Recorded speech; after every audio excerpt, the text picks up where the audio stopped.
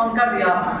देखिए तो आज हम लोग पढ़ेंगे प्रायिकता का मान, प्रसरण और मानक विचलन, है ना, यानी मीन वेरिएंस और स्टैंडर्ड डेविएशन पढ़ेंगे। तो सबसे पहले देखिए मान निकालने के लिए फॉर्मूला होता है, ठीक है। तो मान निकालने के लिए क्या चलेंगे, सिग्मा px, सिग्मा क्या चला px, जहां पे x क्या करेगा, जैसे ना आप एक पासे उछालते हैं तो पासे में जब हम उछालते हैं तो पासे में एक से कितने तक डिजिट आता है, 6 तक, 1 2 3 4 5 6, तो x का मान रहेगा 1 2 3 4 5 6, तो ठीक है। अब आप देखिए p क्या आता है, p ऑफ प्रोबेबिलिटी क्या होता है, तो एक यानी 1 निकालने की प्रक्रिया 1 बटा कितना होगा 6, 2 निकालने की प्रक्रिया 1 बटा 6, 3 निकालने की प्रक्रिया 1 बटा, इसी प्रकार टोटल साइड में निकालने की प्रक्रिया मैंने लिख दिया। अब यहाँ पे कह रहा मान, मान निकालने के लिए px को गुना करेगा, तो देखिए सिग्मा का मतलब ऐड क्या होता है,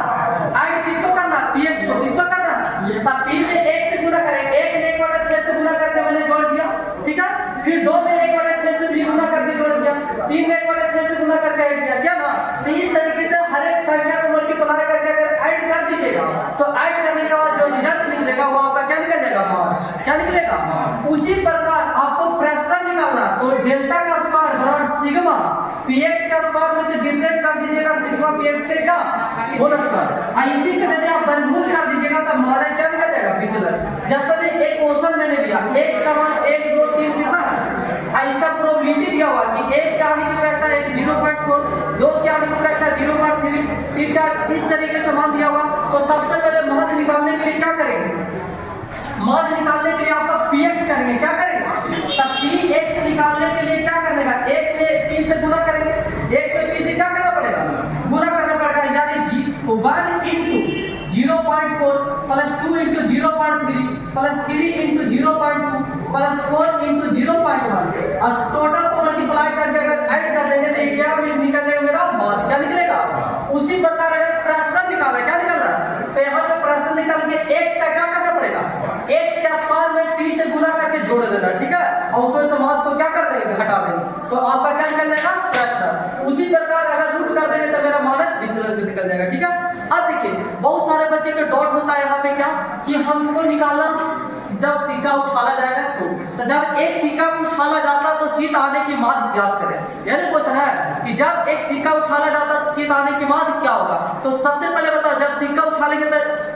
आपका हेड टेल हेड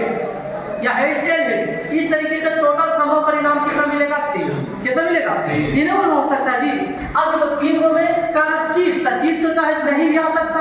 1 भी तो चीत आ सकता, या 2 को चीत आ सकता, या 3 चीत आ सकता, 3 को, यहाँ तक कंप्लीट है। तो हेड निकालने की प्रक्रिया 1 बटा, टेल निकालने की प्रक्रिया 1 बटा। अब कह रहा है कि सर यहाँ कोई चीत नहीं आ सकता, है ना, तो 0 लेंगे तो कोई चीत नहीं है, तब p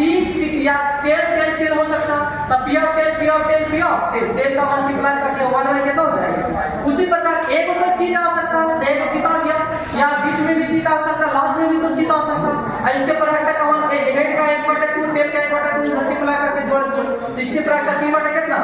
उसी प्रकार एक तरफ 2 को चीज आ सकता, तो 2 के प्रक्रिया 2 को चीज इसमें भी 2 चीज इसमें, तो 2 को चीज एक ही बना सकता जी, तो 2 को चीज आएगा।